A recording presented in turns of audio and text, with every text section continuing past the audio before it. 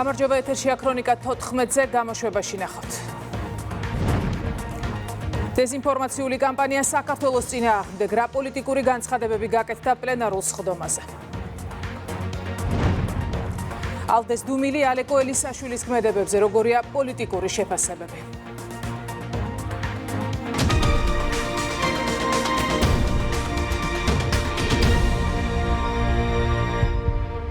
ავლაბრის ცერემონიების სასახლეში საქართველოს მთავრობასა და გაეროს შორის 2026-2030 წლების გაეროს მდგრადი განვითარების თანამშრომლობის ხელშეკრულების ხელმოწერის ცერემონია იმართება.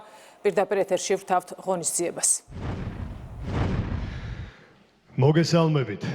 საქართველოს მთავრობასა და გაეროს შორის 2026-2030 წლების გაეროს მდგრადი განვითარების თანამშრომლობის ხელშეკრულების ხელმოწერის ცერემონიაზე მობრძანებისთვის მადლობას ვუხდით. საქართველოს მთავრობის, დიპლომატიური კორპუსის, გაერთიანებული ერების ორგანიზაციის წარმომადგენლებსა და სხვა სტუმრებს. ასევე გაეროს არარეზიდენტის სააგენტოების პერსონალს, რომლებიც ხელმოწერის ცერემონიას ონლაინ რეჟიმში ადევნებენ თვალს. ახლა კი სცენაზე ვიხმობთ საქართველოს პრემიერ-მინისტრს ბატონ ირაკლი კობახიძეს.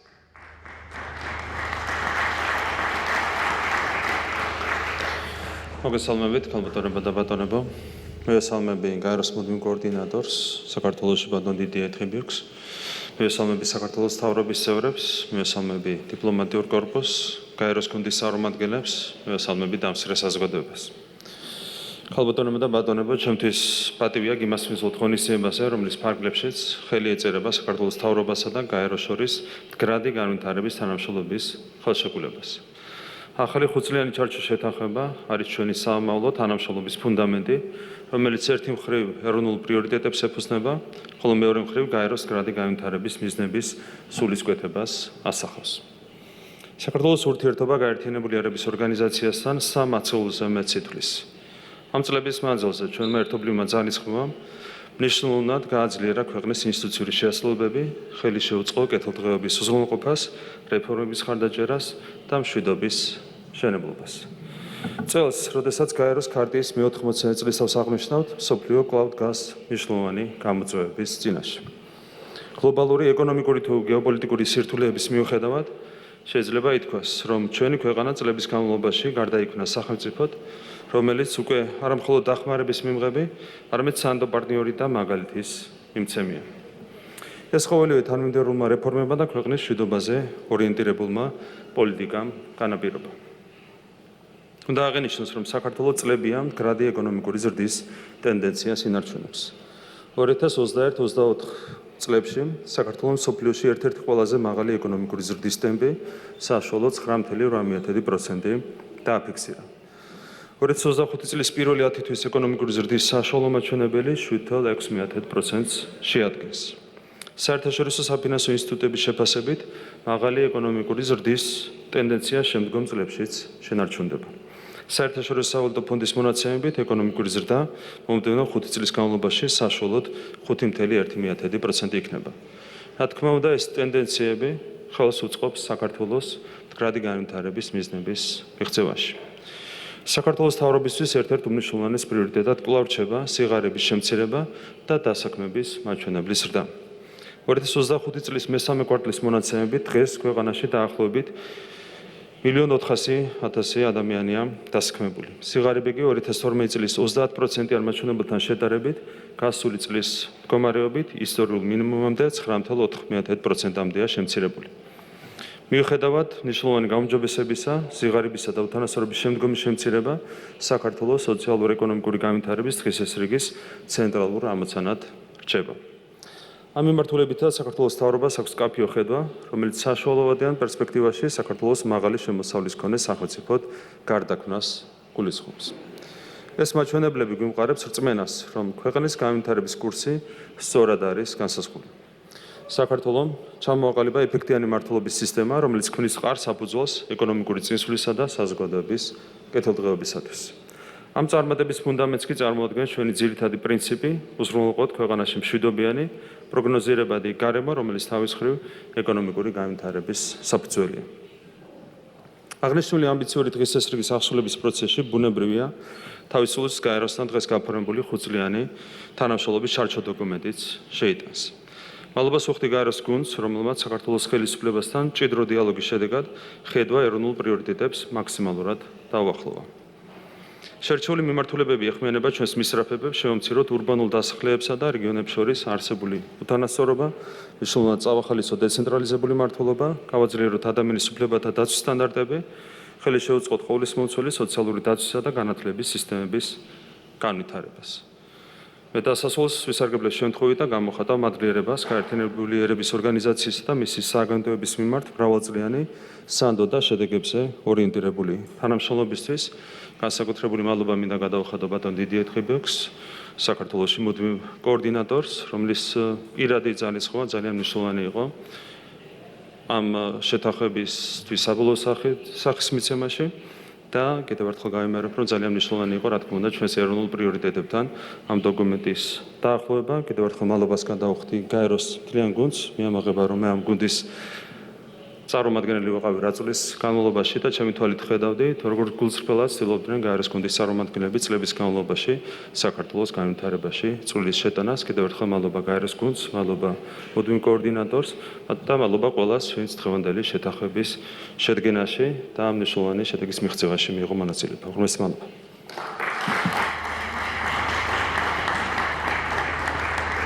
სიტყვას გადავცემთ საქართველოს მთავრობის ადმინისტრაციის უფროს ბატონ ლევან ჟორჟოლიანს.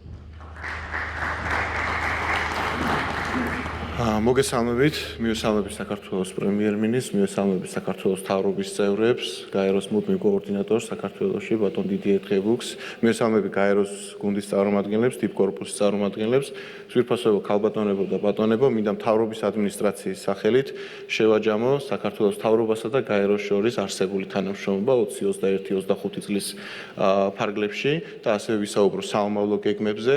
პირველ რიგში მინდა მადლობა გადაუხადო გაეროს მთელ გუნდს 30 წლიანი მოღვაწეობისთვის, რომელიც მას ჩვენს ქვეყანაში განახორციელეს. ასევე მინდა გაეროს მუდმივ კოორდინატორის ოფისს გადაუხადო დიდი მადლობა ძალიან აქტიური პარტნიორული თანამშრომლობისთვის საქართველოს მთავრობის ადმინისტრაციასთან.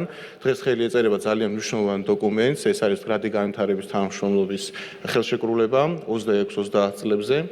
ჩვენ ვფიქრობთ და ვწამს, რომ ყოველი ახალი თანამშრომლობა უნდა ეფუძნებოდეს წინა გამოცდილებას.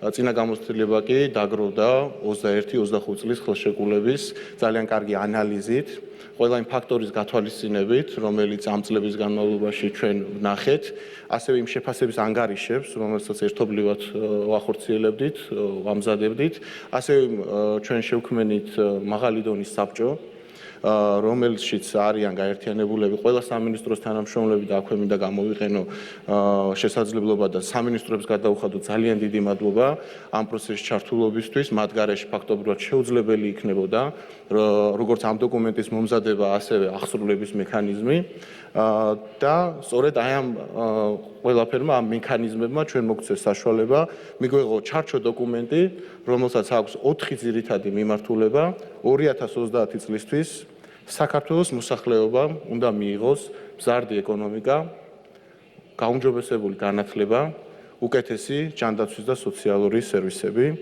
და რაც ძალიან მნიშვნელოვანია, უკეთესი მმართველობა, განსაკუთრებით თვითმმართველობის დონეზე, მეტი დეცენტრალიზაცია და რაც ყველაზე მნიშვნელოვანია, სტაბილური და მშვიდობიანი გარემო, ვინაიდან ამის გარეშე შეუძლებელია ამ მიზნების მიღწევა. კიდევ ერთხელ მინდა გამოვარჩიო ეს დოკუმენტი, ვინაიდან აღნიშნული დოკუმენტი სრულად ემყარება საქართველოს ეროვნულ ინტერესებს, შესაბამისად ყველა ის პროექტი, რომელიც განხორციელდება ამ ჩარჩო დოკუმენტის შესაბამისად, იქნება შესაბამისი საქართველოს ეროვნული ინტერესების. ჩვენ კიდევ ერთხელ მინდა მადლობა გადაუხადოთ გაეროს გუნდს, სააგენტოებს, კიდევ ერთხელ მადლობა სამინისტროებს აქტიური მონაწილეობისთვის. ვფიქრობთ, რომ ეს იქნება შედეგზე ორიენტირებული პროცესი, რომელიც რეალურ შედეგებს მოუტანს ჩვენი ქვეყნის მოსახლეობას. მადლობა ყურადღებისთვის, გისურვებთ წარმატებებს. დიდი მადლობა. სენაზე ვიხმობთ გაერთიანებული ერების ორგანიზაციის მუდმივ კოორდინატორს საქართველოში, ბატონ დიდიე თხებიოქს.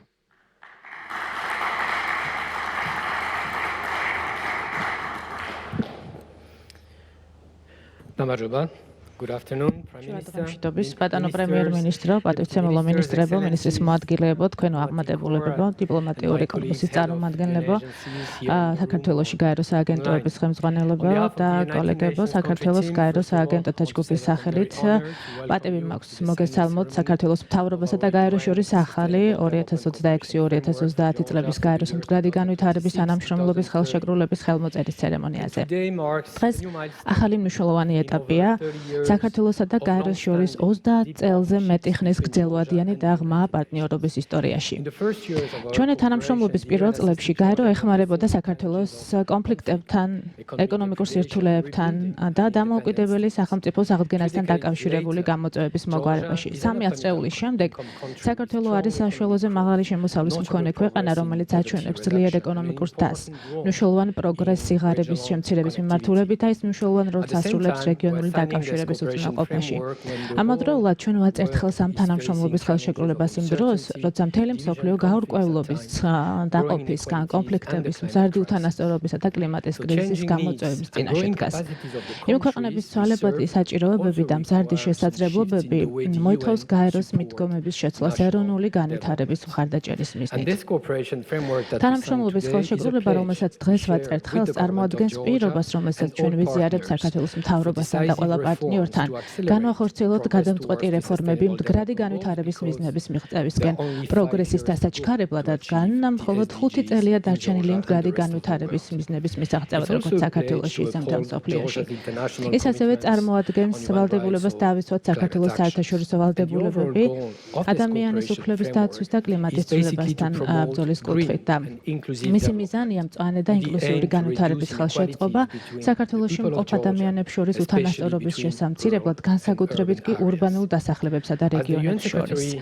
როგორც გაეროს გენერალურმა მდივანმა ცოტა ხნის წინ განაცხადა, ნამდვილი განვითარება არ არის კეთილდღეობა უმცირესობისთვის. ეს არის შესაძლებლობა მრავალთათვის, რომელიც დაფუძნებულია სოციალურ სამართლიანობაზე, ღირსეულ სამუშაოზე და ადამიანურ ღირსებაზე. და სწორედ ამას ეძღვნება ეს ხელშეკრულება. ნამდვილი განვითარება მოითხოვს პარტნიორობას და ერთობლივ მოქმედებას მთავრობას, სამოქალაქო საზოგადოებას, ბიზნესს, აკადემიურ წრეებსა და საერთაშორისო პარტნიორებს შორის. სწორედ ამას თავაზობს ეს თანამშრომლობის ხელშეკრულება ყველას მოქმედების პლატფორმას ერთად მუშაობისთვის.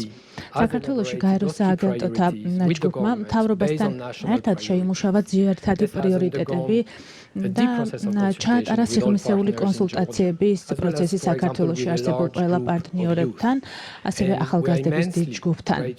ჩვენ უზომოდ მადლიერნი ვართ მათი ყველა იდეისა და რეკომენდაციისთვის. ჩვენ მიზნად ვისახავთ გავაგრძელოთ მათთან მუშაობა მონაწილეობითი და ინკლუზიური გზით, რათა უზრუნველყოთ მნიშვნელოვანი მხარდაჭერა საქართველოს განვითარებისთვის. დასასრულ სურს გულწრფელი მადლობა გამოვხატო მთავრობის ადმინისტრაციის პრემიერ-მინისტრის ოფისის თანამშრომლების მიმართ მათი ლიდერობისა და ამ ხელშეკრულების შემუშავების პროცესში მჭიდრო თანამშრომლობისთვის.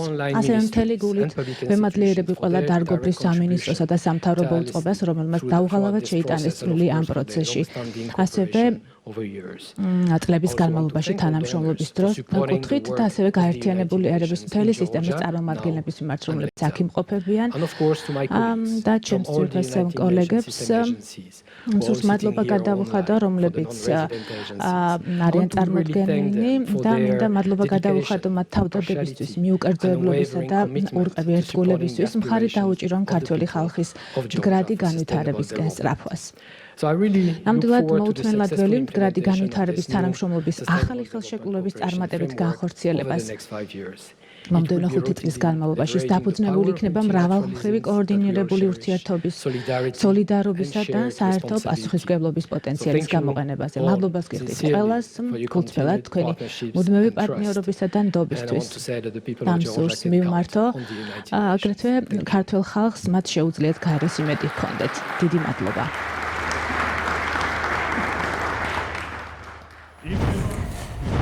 ეს იყო პირდაპირი ჩართვა ავლაბრის ცერემონიების სასახლიდან. ვაგრძელებთ გამოშვებას. ALDE იგივე ევროპის ლიბერალთა და დემოკრატთა ალიანსი, რომლის წევრიც ლელოა, ჯერ ისევ დუმს და არაფერს ამბობს ალეკო ელისაშვილის მიერ ჩადენილ უმძიმეს დანაშაულზე. ALDE-ს დუმილი პარლამენტის თავმჯდომარისთვის იმის აღიარებაა, რომ პოლიტიკური ალიანსი ტერორისტთან თანამშრომლობს. სოფო ბერიძე მუშაობს თემაზე, ის პირდაპირ ეთერში გვერდება.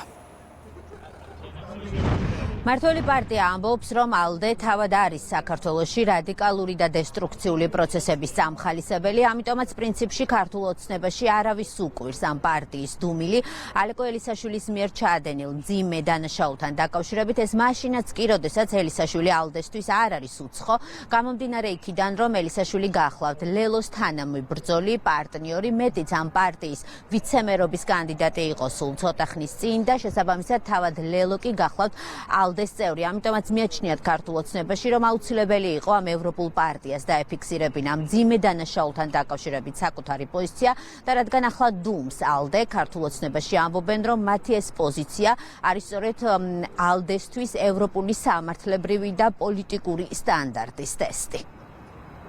10 დღე გავიდა მას შემდეგ რაც ჩვენ ვიხილეთ ეს ტერორისტული აქტი 10 დღე გავიდა რეაქცია არ არის ჩვენ შეგვიძლია დღევიდან უკვე ფაქტად მივიღოთ რომ ALDE არის ტერორისტთან მოთანამშრომლე პარტიული გაერთიანება ასე რომ ეს და ამასთან ერთად ხაზი უნდა გაუსვათ რომ ALDE-s ლიდერები არიან კაია კალასი და მარტა კოსი ორი ევროკომისარი რომელიც საქართველოს საკითხებით არიან დაკავებულები და რომელსაც აბარია ევროკავშირის საგარეო პოლიტიკა არიან იმ პოლიტიკური ალიანსის წევრები და ლიდერები რომლის თანამებრძოლიც არის ტერორისტი. Naclat იმისა, რომ მაქსიმალურად საზოგადოებას გვერდში დაუდგეს პოლიტიკური პროცესების დამშვიდებაში, კონსტრუქციულ ჩარჩოებში მოქცევაში, ამის ნაცვლად მუდმივად ხდება რადიკალიზაციის წახალისება, რადიკალური პოლიტიკოსების წახალისება, რადიკალური გადაწყვეტილებების და ნაბიჯების წახალისება. სწორედ ეს არის მთავარი მიზეზი, რატომაც ALDE არ ემიჯნება დღემდე მისი ერთ-ერთი წევრი პარტიის, ერთ-ერთი ლიდერის პირდაპირ აშკარად და თავად აღიარებული ტერორისტული საქმიანობიდან გამიჯვნას. ეს პირი არის ლელოს თანამებრძოლი, ხოლო ლელო არის ALDE-s წევრი, მაშინ გამოდის რომ ALDE-s თანამებრძოლია ალეკო ელისაშვილი, რომელსაც ტერორისტულ დანაშაულს შედება ბრალდა, ახლა კეთილი ინებოს და ALDE-მ გასცეს პასუხი ერთ მარტივ კითხვას, მათ შორის რომელთა დაკავშირებითაც უცხოეთშიც არსებობს შესაბამისი კითხვები, რომ რატომ უჭერენ მხარს თავიანთი დუმილით ტერორისტული აქტის ჩამდენ პირს. დუმან რადგან როგორც ჩანს მათი წახალისებულია ასეთ ქმედებები, როდესაც მათ არ დაგმეს ზალადობა, არ დაგმეს ექსტრემიზმი, ახლა უკვე ტერორისტული აქტების ჩადენაზე გადავიდნენ. მათი მხარდამჭერები, თქვენ იცით რომ ALDE-s ჯგუფი არის მათ შორის ლელო და ალეკო ელისაშვილი იყო ერთ-ერთი ლიდერი ლელოსი და ლელოს საარჩევნო ბლოკის. ოფიციალური თბილისის პოზიციისა და ალეკო ელისაშვილის მიერ ჩადენილი დანაშაულის თაობაზე ჩვენ შეკითხვით ALDE-s ჯერ კიდევ გუშინ მივმართეთ, თუმცა ამ ევროპული პარტიიდან ჩვენს კითხვებზე ამ დრომდე პასუხი არ გვაქვს, ისევე როგორც მათ არ დაუფიქსირებიათ საკუთარი პოზიცია ელისაშვილის მიერ ჩადენილი დანაშაულის თაობაზე. ის მასში, როდესაც ეს დანაშაული არის საკმაოდ მძიმე, იცით რომ სახელმწიფო ელისაშვილს ედავება ტერორისტული აქტის მომზადების მცდელობას. ამ ამბიდან კი უკვე 11 დღე გავიდა, თუმცა ევროპული პარტია პოზიცია არის უცნობი იმ პარტიის, რომელთანაც ალეკო ელისაშვილს გარკვეული კავშირები აქვს სწორედ ლელოდან გამომდინარე. პირდაპირ ეთერში სოფო ბერიძე საუბრობდა. ბრიტანეთის ელჩის გზავნილებს დეზინფორმაციულს უწოდებს მმართველი გუნდი ბრიტანეთის საელჩო ელჩის სტუდენტებთან შეხვედრის. ამ შეხვედრაზე განხილული საკითხების და ელჩის გზავნილების შესახებ ინფორმაციას სოციალურ ქსელში აქვეყნებს. რა განცხადებები გააკეთა გარეთ უორდმა და როგორია პოლიტიკური შეფასებები, ამას ნინი გოგიშვილი გვეტყვის. საქართველოს მიმართ დეზინფორმაციის კვალი ლონდონამდე მიდის, ნაცვლად იმისა, რომ საქართველოში ბრიტანეთის ელჩს BBC-s მიერ გამოქვეყნებული მასალის კვალდაკვალ ჟურნალისტური ეთიკის სტანდარტების დარღვევა დაეგმო. ის თავად არღვევს დიპლომატიის სტანდარტს, ასე აფასებს მმართველი გუნდი გარეთ უოლდის მიერ გაჟღერებულ ცრულ გზავნილებს.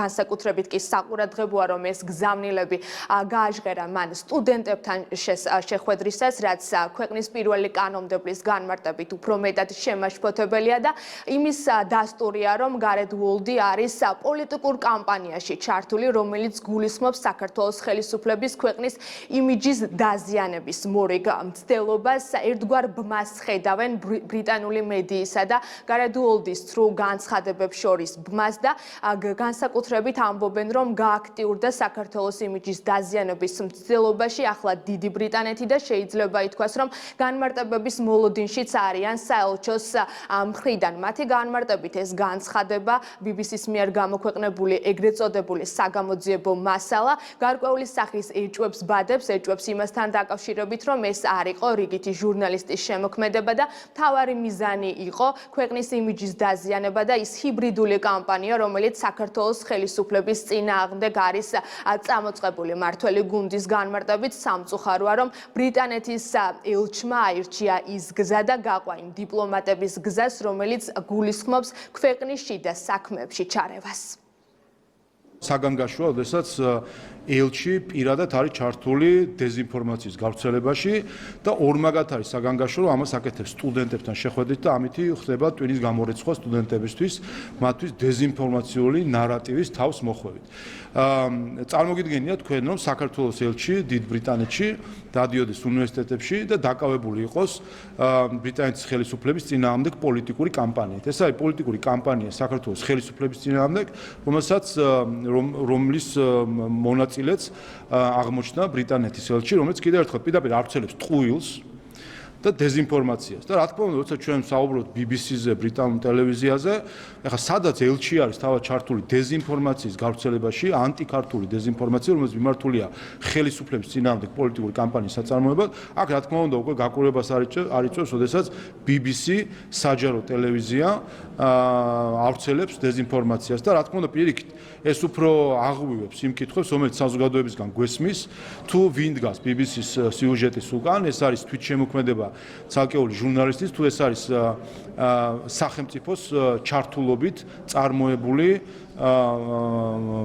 ჰიბრიდული ოპერაცია საქართველოს წინააღმდეგ. ბოლო პერიოდში არაერთი დეზინფორმაციის კვალი რატომღაც დიდ ბრიტანეთამდე მიდის. თავად უნდა განმარტოს ელჩმა თუ ზოგადად საელჩომ რა იყო მიზანი ამ ტიპის არასწორი დეზინფორმაციული ინფორმაციების გავრცელების, როდესაც ჩვენ ხედავთ, რომ დიპლომატები ჩართული არიან დეზინფორმაციულ პროცესებში, ჩვენ ვალდებული ვართ საზოგადოებას აუხსნათ თუ რა ხდება, დავსვათ კითხვები მათ აი ამ დეზინფორმაციებთან დაკავშირებით და თავად ამ სახელმწიფოებს მოვთხოვოთ ახსნა განმარტება, რატომ ხდება ხოლმე განსაკუთრებით დიდი ბრიტანეთის შემთხვევაში, რომ რატომ ხდება, რომ ესე მიყოლებით ფაქტობრივად საქართველოს წინააღმდეგ, საზოგადოების წინააღმდეგ არაერთი დეზინფორმაცია გავრცელდა მათი და ეს კვალი რატომღაც მაინც და მაინც ლონდონთან მიდის ხოლმე ყოველთვის. ამიტომ ალბათ ჯობია რომ თავად კარგად განმარტონ, რა იყო სწორედ ამ დეზინფორმაციის მიზანი. სამწუხარო არის, რომ ბრიტანეთის ელჩი ისევე აკნინებს დიპლომატიურ სტანდარტს, როგორც BBC-მ დააკნინა უკვე მედია სტანდარტი და უკვე როდესაც ვამბობთ, რომ სინამდვილეში ამ ყველაფრის უკან, ამ დეზინფორმაციისა და ცილისწამების უკან კოორდინირებული ქმედებები დგას, აი ესეთი დეზინფორმაციული და ცრუ განცხადებები კიდევ უფრო მეტად დამძაფრებს ამ ეჭვს პირველ რიგში ჩვენს საზოგადოებაში.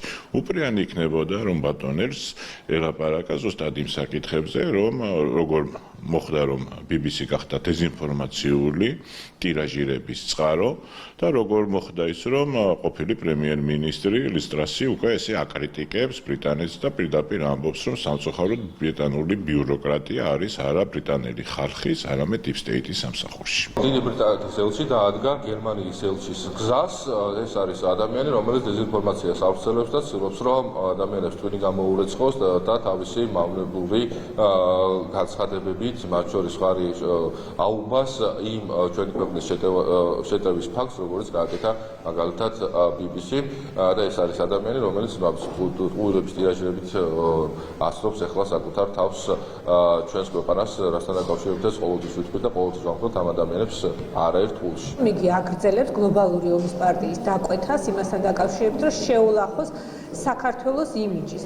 შეულახოს არა მარტო საერთაშორისო სარბიელზე, არამედ ქვეყნის შიგნით სტუდენტების თვალში. მისი ეს განცხადება არის საქართველოს შინაურ საქმეებში უხეში ჩარევა. ბრიტანეთის ელჩს შევახსენებ მათივე ყოფილი პრემიერ-მინისტრის მიერ გაკეთებულ განცხადებას, რომელიც ცხადად მიუთითებს იმაზე, რომ სწორედ ბრიტანეთი აცდა იმ ცივილური განვითარების დემოკრატიულ კურსს, რომელიც ზოგადად უნდა ჰქონდეს თანამედროვე სახელმწიფოს. ინფორმაცია დიდი ბრიტანეთის საელჩომ გაავრცელა გარეთ უოლდის გზავნილებთან დაკავშირებით და მან როგორც ჩანს, მხოლოდ უარგუმენტოდ პოლიტიკური გზავნილები გააჟღერა. სტუდენტებთან შეხვედრის დროს ეს პირველი შემთხვევა არ არის, ასე იყო მაშინაც, როდესაც ელჩმა საქართველოს ხელისუფლება გააკრიტიკა იმის გამო, რომ LGBT პროპაგანდის წინააღმდეგ ასევე უცხოური ფინანსების გამჭვირვალობის მიზნით მიღებული კანონები მიიღო. ეს ნინი გოგიშვილი იყო. უმაღლესი განათლების რეფორმაზე მომზადებული ცვლილებების დაჩქარებული წესით განხილვა პარლამენტმა დაიწყო. რეფორმა 7 ძირითად მიმართულებას მოიცავს. ცვლილებების თანახმად უმაღლესი სასწავლო დაწესებულებებისთვის ახალი სისტემა დაინერგება. საკანონმდებლო ცვლილებები უკვე განიხილეს განათლების კომიტეტზე, რას ითვალისწინებს რეფორმა, ამას მარიამ ბუღაძე გვეტყვის. განათლების სისტემის ისტორიული რეფორმით საქართველოს ხელისუფლება იღებს პასუხისმგებლობას, რომ ხარისხიანი განათლება ყველა მოქალაქისთვის ხელმისაწვდომი გახადოს, ამიტომ სახელმწიფო იქნება ის, ვინც დააფინანსებს იმ სტუდენტების განათლებას სრულად, რომლებიც სახელმწიფო უნივერსიტეტებში 2026 წლიდან ჩაირიცხებიან. კიდევ ერთი გამოწვევა, რომელსაც აღნიშნული რეფორმა უპასუხებს, არის კონკრეტული პირების და დეფიციტური მდგომარეობა, ითქვა, რომ სახელმწიფო ამ მიმართულებით განსაზღვრავს ყოველწლიურად კონკრეტულ პროგრამებზე მისაღებ სტუდენტთა რაოდენობას და ასე აღმოიფხვრება კონკრეტული დეფიციტური კადრები. ასევე ამ მიმართულებით დღეს განათლების მინისტრის მოადგილის მხრიდან მოვისმინეთ, რომ დაწყებულია ბაზრის კვლევა და ამ მიმართულებით სახელმწიფო კონკრეტულ შედეგებს საზოგადოებას უახლოეს მომავალში წარუდგენს.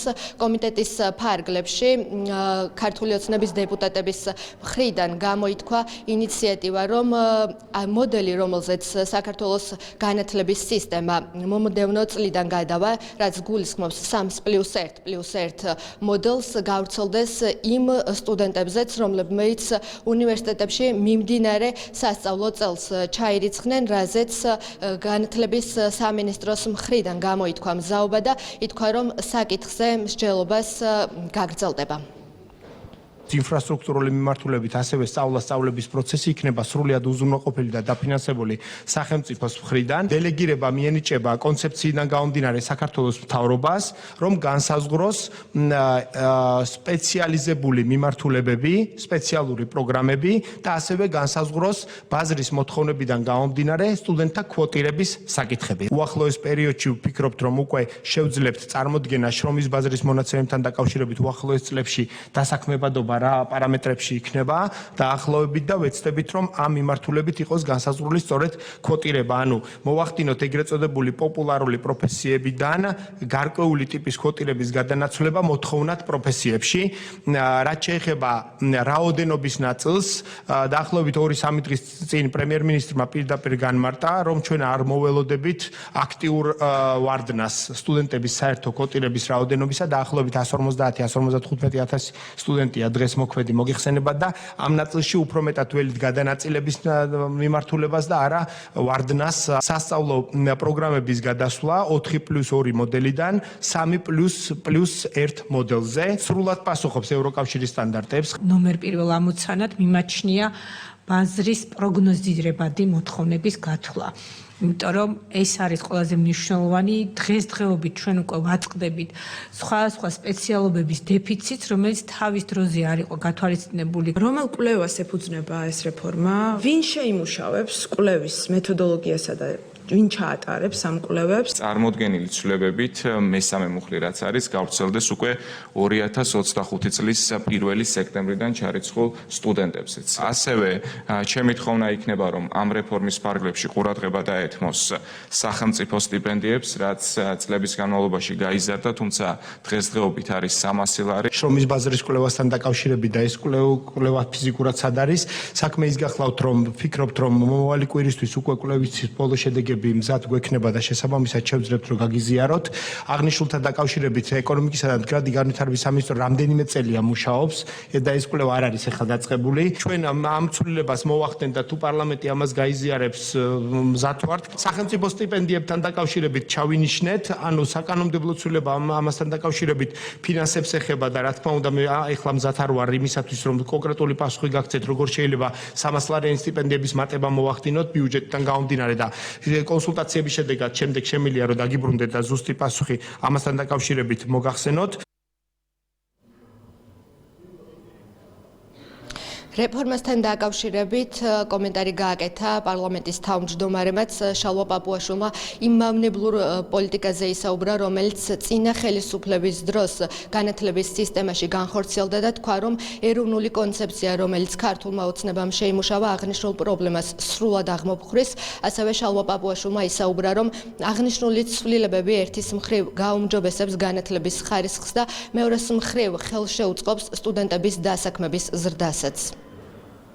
ნაციონალურ მოძრაობამ სკოლამდელი აღზრდა, საბავშვო ბაღები გახადა ფასიანი. ქართულმა ოცნებამ ხელისუფლებაში მოსვლის პირველივე წლებში დაწყებითი პერიოდი, ანუ სკოლამდელი განათლება, საბავშვო ბაღები გახადა უფასო, სკოლებისაც უფასო იყო და დარჩება უფასო და ახლა უმაღლესი განათლებაც ხდება სრულად უფასო სახელმწიფო უნივერსიტეტებში. განათლების სისტემა სამივე საფეხური როგორც სკოლამდელი ისე სასკოლო და უმაღლესი განათლება იქნება მთლიანად უფასო ყველა მოქალაქისთვის, ვინც სახელმწიფო უნივერსიტეტში ისწავლის. ეს ერთი პრინციპული ისტორიული ნაბიჯი, რომელიც გადადგა ქართული ოცნების ხელისუფლება.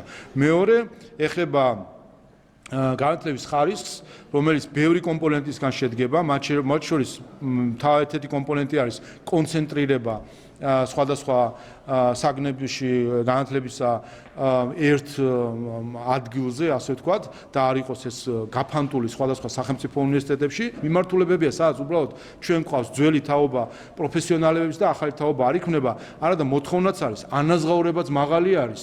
უბრალოდ არ არის მიწოდება უნივერსიტეტების მხრიდან. ამიტომ სახელმწიფო უზრუნველყოფს იმას, რომ ისეთი მიწოდება იყოს, ასე ვთქვათ, უმაღლესი განათლება მიღებული ადამიანების, რომელიც ამავე დროს დიდი ალბათობით ნახავენ სამუშაო ადგილს მაღალი ანაზღაურებით.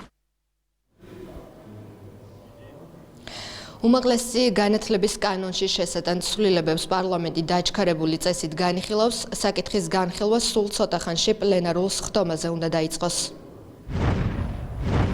პარლამენტიდან მარიამ ბუღაძე გვერდებოდა პირდაპირ ეთერში. შეკრებისა და მანიფესტაციის შესახებ კანონში, ასევე ადმინისტრაციულ სამართალდარღვევათა კოდექსში ცვლილებები შედის. ცვლილებების თანახმად, როგორც სპონტანური, ისე არასპონტანური შეკრების ორგანიზატორებს ვალდებულება ექნებათ ღონისძიების შესახებ შინაგან საქმეთა სამინისტრო გააფრთხილონ, საპოლიციო უწყებას კი ექნება უფლება საჭიროების შემთხვევაში შეკრების მონაწილეებს ადგილის ან გეზის შეცვლა შესთავაზოს. საკანონმდებლო ცვლილებებს ანა ბერძენიშვილი გაგვაცნობს. ერთ წელზე მეტია, რაც მოქალაქეთა მცირე ჯგუფი რუსთაველის გამზირზე აქციებს მართავს, რითიც სახელისუფლებო გუნდის შეფასებით ირღვევა 1,5 მილიონი მოქალაქის უფლება. სწორედ ამიტომ ცვლილებები შედის შეკრებისა და მანიფესტაციის შესახებ კანონში, რომელიც დღეს პირველი მოსმენით იურიდიულ საკითხთა კომიტეტზე განიხილეს. ცვლილებების მიხედვით აქციის ჩატარების ადგილმდებარეობას შინაგან საქმეთა სამინისტრო დაადგენს, იმ შემთხვევაში თუ აქციის მონაწილეები და ორგანიზატორები სამინისტროს ბრძანებას არ გაითვალისწინებენ, მათ მიეცემათ 15 წუთიანი ვადა, რის შემდეგაც აქცია გამოცხადდება კანონგარეშე. რაც შეეხება დარღვევებს, პირველი დარღვევის შემთხვევაში აქციის მონაწილე ადმინისტრაციული წესით, ხოლო განმეორების შემთხვევაში აქციის მონაწილე სისხლის სამართლის კოდექსის 347 მუხლით დაისჯება. მნიშვნელოვანია, რომ როგორც ტრანსპორტის, ისევე ხალხის სამოძრაო ადგილთან დაკავშირებული რეგულირებები არსებობდეს, მით უმეტეს მაშინ, როდესაც არსებობს არასპონტანური, არამედ წინასწარ დაგეგმილი და ორგანიზებული აქციები და ჩვენ ხედავთ რომ ერთი წლის განმავლობაში და კიდევ უფრო მეტი ხნის განმავლობაში რამდენიმე ათეული თუ ხანდახან ასეული ადამიანი პირდაპირ ძალადობს მილიონ ნახევარზე მეტ ადამიანზე. Მნიშვნელოვანია რომ დაცული იყოს ბალანსი ერთი მხრივ მანიფესტაციის უფლებასა და მეორე მხრივ საქართველოს კონსტიტუციით გათვალისწინებულ სხვა უფლებებს შორის. თუ შეკრების ან მანიფესტაციის მონაწილეები გზას გადაკეტავენ მასობრივად, შინაგან საქმეთა სამინისტრო მათ გააფრთხილებს, მისცემს 15 წუთს იმისათვის რომ აღკვეთონ კანონდარღვევა, ხოლო თუ 15 წუთის განმავლობაში კანონდარღვევა არ აღკვეთება, ანუ სავალი გზა არ გათავისუფლდება, აქციის თითოეული მონაწილე მთლიანად აქცია ჩაითვლება კანონგარეშეც. გარედან დაფინანსებულმა და ორგანიზებულმა პირებმა ნახეს ახალი გამოსავალი კანონის მოქმედი რედაქციიდან. ისინი მანიფესტაციას ატარებენ სპეციალურად ისეთ წვრილ ქუჩებზე, სადაც პირდაპირ არღვევენ სხვათა უფლებებს, იქნება ეს საწარმოების ნორმალური და გამართული საქმიანობა, თუ ადგილობრივი მაცხოვრებლების სიმშვიდის უზრუნველყოფა, თუ სხვა ადამიანების გადაადგილება. Argumentația რაზეც არის საუბარი თუნდაც განმარტებით ბარათში არის ფასადური და ემსახურება მხოლოდ იმ მიზანს რომ მოხდეს საპოლიციო რეჟიმის გამყარება. სიტყვა არ ამოგიღიათ დაშავებულ პოლიციელებზე, 150-ზე მეტ დაშავებულ პოლიციელზე. თქვენ მაგალითად კითხვაზე პასუხს თავი აარიდეთ, როდესაც ვერ გაეცით ყოველ შემთხვევაში რომ მომხრე ხართ თუ ეწინააღმდეგებით რომ შეკრება და მანიფესტაციის მიმდინარეობისას ადამიანს სახე დაბურული კონდეს, ეკეთოს ნიღაბი. პროტესტის გამოხატვის უფლება არ ნიშნავს სხვისი უფლებების შეზღუდვას. ბოლო წლების განმავლობაში სამწუხაროდ უფლებების დაცვაზე საუბარი მიდის მხოლოდ იმ შემთხვევაში თუ ეს უნდა Deep States, Global Romance Parties და მის წარმომადგენლობა საქართველოში. მხოლოდ იმ ადამიანებზე ვიზეც აწყობთ. ის მავნებლური ძალები, რომლებიც მიზანმიმართულად ცდილობენ რომ კანონიდან გამოსავალი იპოვონ ისე რომ სხვებზე იძალადონ, მხოლოდ ადამიანებად თვლიან იმ ადამიანებს, რომლებიც სხვის დაკრულზე ცეკვავენ, ხოლო სახელმწიფოებრივად მოაზროვნე ადამიანები მათ მხოლოდ ბიომასად მიაჩნიათ. ცვლილებები თავსებადია როგორც საქართველოს კონსტიტუციასთან, ასევე სტრასბურგის სასამართლოს პრინციპებთან. კანონში უკვე შესული ცვლილებების შემდეგ მოქალაქეთა მცირე ჯგუფი, რომლებიც იმყოფებიან რუსთაველის გამზირზე, სატრანსპორტო საშუალებების გადაადგილებას ვეღარ ზღუდავენ. სწორედ ამიტომ პარლამენტის თავმჯდომარის განცხადებით მნიშვნელოვანია, რომ დაცული იყოს ქვეითთა უფლებებიც. მოქალაქეთა უმრავლესობას ათეულობით ადამიანი მათ უფლებებს ვერ უნდა ზღუდავდეს. ახალი კანონპროექტის მიხედვით დაცული იქნება როგორც მოქალაქეთა, ასევე აქციის მონაწილეთა უფლებები.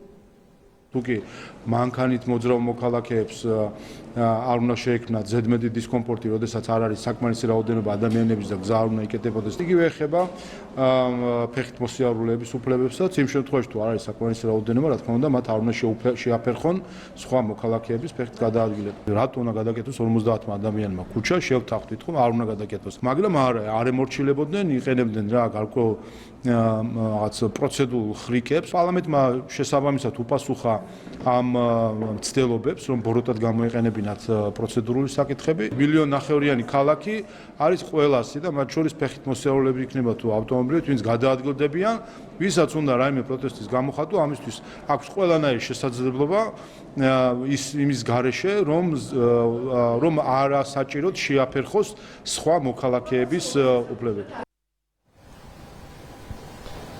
ცვლილებებს საკანონმდებლო ორგანოში დაჩქარებული წესით განიხილავენ. დღესვე კი ის პლენარულ სხდომაზე გავა. მადლობა ანა ბერძენიშვილს. საქართველოს წინააღმდეგ მიმდინარე დეზინფორმაციულ კამპანიაზე ისაუბრეს დეპუტატებმა პარლამენტის სხდომაზე. სესია პოლიტიკური განცხადებებით გაიხსნა. მართველი გუნდის თქმით, ბრალდებები, რომლებიც ევრობიუროკრატების მხრიდან ისმის, ყოველთვის უარგუმენტოა. ჩვენი ქვეყნის მიმართ არაფორმალური ოლიგარქიული მმართველობის კონტროლის ქვეშ არსებული ბრიტანეთის მთავრობა და ასევე კონტროლის ქვეშ მოქცეული ეგრეთ წოდებული მედია მათი მხრიდან დეზინფორმაციის ნიაღვარი მოედინება ჩვენი ქვეყნის წინააღმდეგ. ამ სამარცხვინო ცილისწამებაზე და ცილისწამების პასუხად მინდა ვთქვა შემდეგი. მცირე ბიზნესი კვდება. დიდი ბიზნესი მიდის. ადამიანებს საკუთარი კბილების ამოღება უწევთ, რადგან სტომატოლოგთან მისვლა არ შეუძლიათ. ჩვენ შემოყავს მიგრანტები, რომლებსაც ჩვენი ქვეყნის განადგურება სურთ. სხვადასხვა ქვეყნის წარმომადგენლებით დაკომპლექტებული ბანდები 10 წლეულების განმავლობაში ახორციელებდნენ წარმოუდგენელ სექსუალურ დანაშაულებებს ახალგაზრდა გოგონების წინააღმდეგ. ეს დანაშაულებები ხელისუფლების მიერ იყო დაფარული. წაგიკითხეთ ბრიტანეთის ყოფილი პრემიერის ლის ტრასის განცხადება, სადაც ძალიან ნათლად და კარგად, რომელიც ძალიან კარგად და ნათლად ასახავს იმ ქვეყნის რეალურ ვითარებას, რომელიც იცლის და აი ამ ბინძური ცილისწამებით არის ჩვენი ქვეყნის მიმართ დაკავებული. მიხედეთ საკუთარ ქვეყანას და მიხედეთ საკუთარ ხალხს. წლებია ხმამაღლა ვსაუბრობთ, რომ უბრალოდ ბრიუსელს ასე უაპელაციოდ არ უნდა ვენდოთ, არ უნდა ჩავერთოთ მხარეთ სხვის ომში, არ უნდა ავყვეთ სანქციებს და დავაზარალოთ ეკონომიკა. და ზოგადად ქვეყნის საგარეო კურსი არ უნდა დაუქვემდებაროთ გლობალურ პოლიტკონიუნქტურას, ხოლო საშინაო კურსი სოროსის NGO სექტორის ექსკლუზივად არ უნდა ვაქციოთ და სად მიგვიყვანდა იდეაში ეს ყველაფერი რომ არ გაგვეთავისებინა და ეს კურსი არ აგვერჩია. ხო ხვდებით ყველა რა? ახლა აღმოჩნდებოდით უკრაინის უბედურ დღეში. საქართველოს ყველა მიმართულებით მზადაა დღეს. როგორც ევროპა-აზიის გზაჯვარედინის მშვიდობიანობის კურსის გამტარი, ასევე შავი ზღვის უსაფრთხოების ხელშემწყობი და ზოგადად რეგიონული ლიდერის როლი მოირგოს. და ეს მოიტანა ჩვენმა სწორმა საგარეო კურსმა. გვაბრალებდნენ, რომ 2024 წელს ამერიკული ელექტრონული ტექნოლოგიების გამოყენებით ჩატარებული საპარლამენტო არჩევნებზე 300,000-ზე მეტი ხმა გავაყალბეთ. გვაბრალებდნენ, რომ თითქოს გამჭვირვალობის ქართული კანონი რუსულია, ხოლო გამჭვირვალობის მოთხოვნა არადემოკრატიული. უტიფრად გვაბრალებდნენ, რომ ევროკავშირში ინტეგრაცია ჩვენ შევაჩერეთ. გვაბრალებდნენ, რომ რადიკალიზაციას და პოლარიზაციას ქართული ოცნება უწყობს ხელს ქვეყანაში. რეალურად მათ რამდენჯერმე სცადეს პარლამენტის შტურმით აღება და გადაწვა, სულ ახლახანს კი ოპოზიციის ერთ-ერთმა ლიდერმა სასამართლოს შენობის დაწვას სცადა. რეალობის მოდელირება არ გამოვა. ხელისუფლება მომავალშიც კომპრომისის გარეშე დაიცავს ჩვენი ქვეყნის ეროვნულ ინტერესებს და სუვერენიტეტს. პარლამენტის თავმჯდომარემ დღეს კომენტარი გააკეთა ამერიკის შეერთებული შტატების პოზიციაზე, რომელიც უსაფრთხოების ახალ დოკუმენტშია, მათ შორის ნატოსთან დაკავშირებით. შალვა პაპუაშვილმა ისაუბრა ერთის მხრივ განცხადებაზე, რომ კონსენსუსი გაფართოებასთან დაკავშირებით არ არსებობს და პარალელურად დაპირებებზე ნატოს წევრობასთან დაკავშირებით. პარლამენტის თავმჯდომარის თქმით, ეს ის საკითხია, რომელსაც საქართველოს დიდი ხანია აყენებს ნატოს წინაშე და ელოდება კონკრეტულ პასუხს. საქართველოს სახელმწიფოს პოზიცია იყო ყოველთვის, როდესაც ჩვენ პირველად დავაკაკუნეთ ნატოს კარზე, როგორც მაშინ ეს ედუარდ შევარდნაძემ თქვა. და როდესაც ჩვენ პირველად გვითხრეს, რომ ღია კარი, მე კიდევ უფრო გაიხსნა, გაფართოვდა ეს კარი, მაგრამ ვერანაირად გადაწყვეტილებას ვერ იღებენ თავადვე. პრობლემა დღეს არის ნატოში. ის არ იღებს გადაწყვეტილებას. მის მოედანზე არის ბურთი, სრულად. პრობლემა ბრიუსელში არის. იქ არის პრობლემა, რომ ერთის მხრივ უკრაინას ეუბნებოდნენ და პირდებიან ზოგიერთი ესე დღემდე, რომ აი ნატოს წევრი უნდა იყო და ამ არჩევანის გამო, რომ უკრაინას თავი სუვერენული არჩევანი, რომელი ალიანსის წევრი იყო, ამის გამო იბრძვის მათ შორის უკრაინა.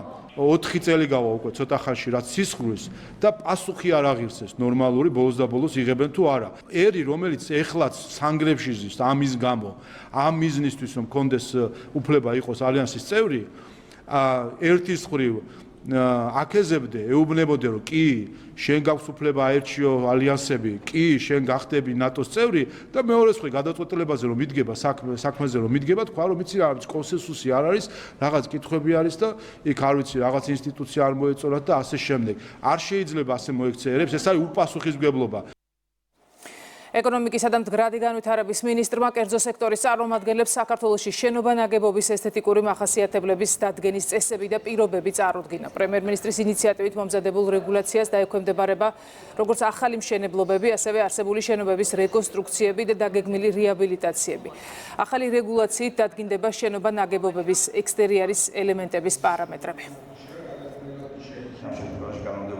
დღეს ჩვენ გვქონდა გაფართოებული სახის შეხვედრა კერძო სექტორის წარმომადგენლებთან, მათ წარუდგინეთ საბოლოო ვერსია ახალი რეგულაციის, რომელიც ძალაში შევა ძალიან მალე. ჩვენ გასული პერიოდის განმავლობაში ძალიან აქტიურად ვიმუშავეთ არქიტექტორებთან, მშენებლებთან, სახელოვნებო წრეების წარმომადგენლებთან, ისევე როგორც სავაჭრო ქსელების წარმომადგენლებთან იმისთვის, რომ ახალი რეგულაცია სრულად შეესატყვისებოდეს მათ შორის კერძო სექტორის მოლოდინებსაც და ჩვენ ქვეყანაში მართლაც აქტუალური არის ფასადების მოწესრიგება, ზოგადად არქიტექტურული იერსახის დახვეწა, მათ შორის მეხუთე ფასადის მოწესრიგება და ის, რომ ამ მიმართულებით სახელმწიფო დგამს ნაბიჯებს ამ მასალების და ფერების სტანდარტიზაციასთან დაკავშირებით, ვფიქრობ, არის ძალიან მნიშვნელოვანი. განისაზღვრება თვითონ ესთეტიკა, როგორი უნდა იყოს, რას გულისხმობს ესთეტიკა, როგორი უნდა იყოს ეს ლანდშაფტზე მორგებული და მთლიანად როგორი იერსახის უნდა იყოს ქალაქები და დასახლებული პუნქტები. მათ შორის შევეხვებით ისეთ ძირითად საკითხს, როგორიც არის ქუჩის ესთეტიკა, ქუჩის დიზაინი და განსაზღვრავთ ღობეების ძირითად მახასიათებლებს, რომლებიც უნდა აისახოს ძირითად პროექტებში. მნიშვნელოვანი ინფორმაცია, რაც ჩვენ მივიღეთ, არის ის, რომ კომპონენტები, რომელიც გამოყენებული იქნება და სამშენებლო მასალები, რასაც გამოიყენებს ბიზნესი, მეტწილად დაეფუძნება სწორედ ადგილობრივი წარმოშობის ნედლეულზე და ამის შეხამება მოხდება გარემოზე. ამ წუთებში პრემიერ-მინისტრი აკეთებს მედიასთან კომენტარს, პირდაპირ ეთერში ვრთავთ ირაკლი გობახიძეს.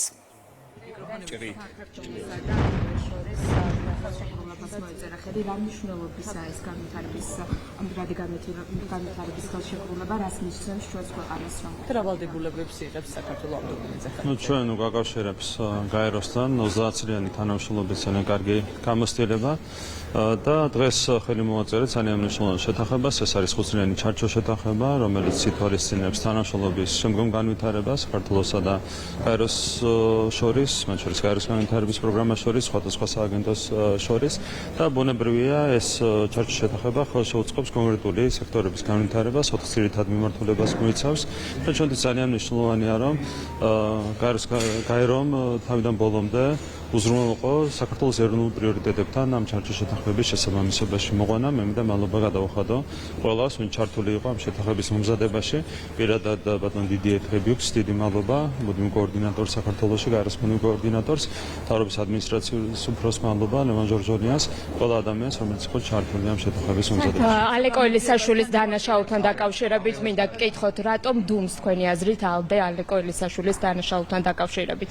ჩვენ ხედავდით, რომ ექსტრემიზმს ღია დაფარებდნენ ხელს კონკრეტული საერთაშორისო სუბიექტები, მათ შორის კონკრეტული ევროპული პარტიები და ახლა გადავიდნენ უკვე ექსტრემიზმიდან ტერორიზმის ხარდაჭერაზე, რაც აჩვენებს ბუნებრივია მათ სახეს და მათ ეგრეთ წოდებულ ღირებულებებს. ეს არის ძალიან ტრაგიკული განვითარება, მოვლენათა განვითარება, რასაც ჩვენ ხედავთ ევროპულ ბიუროკრატიაში, ევროპულ პოლიტიკაში.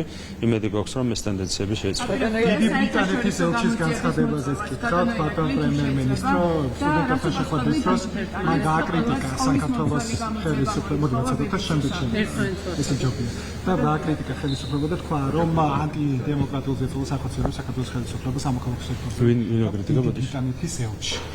ხო, მე მგონია, რომ დიდმა ბრიტანეთმა ჯერ საზოგადოებრივი მაუწყებლის სიყალბის გამო ბოდიში უნდა მოიხადოს. ეს არის პირველი რაც ეკუთვნის დიდ ბრიტანეთს, იმიტომ რომ BBC არის საზოგადოებრივი მაუწყებელი, პირდაპირ ფინანსდება, ასე ვთქვათ, საჯარო არხებით.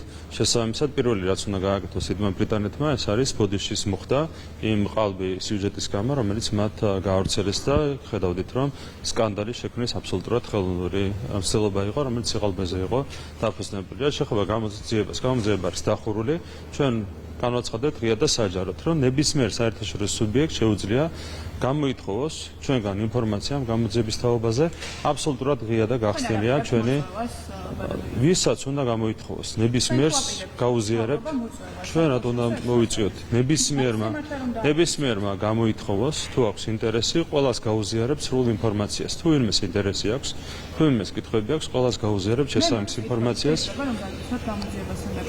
რა კითხვები გაქვთ 28 ნოემბრიდან 3 დეკემბრამდე რით არბევდნენ მოქალაქეებს სუსის ბრიფინგზე საუბარი იყო მხოლოდ 4-5 დეკემბრის ღამეზე არა და დარბევები და ყველაზე მძიმე დარბევები იყო სწორედ 28 ნოემბრის პირველი არავითარი დარბევები არ ყოფილა ეს არის უკვე ტყუილი რაც შეეხება კონკრეტული სითხის გამოყენებას უკვე ითქვა დაწვრილებით ყველა დღეს ეხება ეს მნიშვნელობა არ აქვს თარიღებს ყველა დღეს ეხება მთლიანობაში როდესაც იქნა გამოყენებული წყლის შავლი ყველა შემთხვევაში გამოიყენებოდა ის ნივთიერებები რომლებიც იყო ნახსენები სახელმწიფო უსაფრთხოების სამსახურის ბრიფინგზე ეს ეხება უკლებლივ ყველა შემთხვევას როდესაც იქნა გამოყენებული წყლის ჭავლი შესაბამისად ყველაფერი არის დღესავით ნათელი ნებისმიერ საერთაშორისო სუბიექტს შეუძლია გამოითხოვოს ინფორმაცია სრული გამჭვირვალობის ზაობა არის ჩვენგან შესაბამისად თემა არის დახურული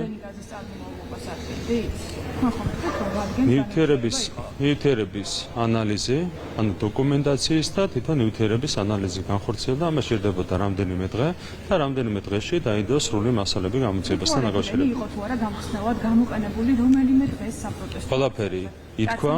რომელიც უმძიმეს დაავადება. ყველაფერი ითქვა. არც ერთი ესეთი რამე რო ყოფილიყო გამოყენებული, იქნებოდა ძალიან დიდი მიმართვიანობა. არ იყო მიმართვიანობა 207 ადამიანმა მიმართა.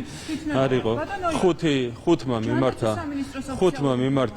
ხუთმა მიმართა მსუბუქი ინტოქსიკაციით, რომლებიც გაეწერდნენ მეორე დღესვე. ხუთი იყო? არა. ხუთმა მიმართა მსუბუქი ინტოქსიკაციით, ხუთივე გაეწერა მეორე დღეს. მე მინდა გავიხსენო 9 აპრილის შემდეგ, როდესაც მაშინ იყო გამოყენებული ქიმიური ნივთიერებები, პირველი სკოლის მოსწავლეებითაც კი რომლებიც რამდენიმე დღის შემდეგ მივიდნენ სკოლაში, სავსე იყო მაშინდელი სამართყოფოები 9 აპრილის შემდეგ. რატომ? იმიტომ რომ როცა გამოიყენებ ქიმიურ ნივთიერებას, შეუძლებელი ამას არ მოყოს ძალიან მძიმე შედეგები ადამიანების დიდ რაოდენობაზე, ხო? ამ შემთხვევაში, ნუ იტყვი თუთიყუშის კაცვი და ბომბოლები აქამდე დახვედით. თუთიყუს გაიცე,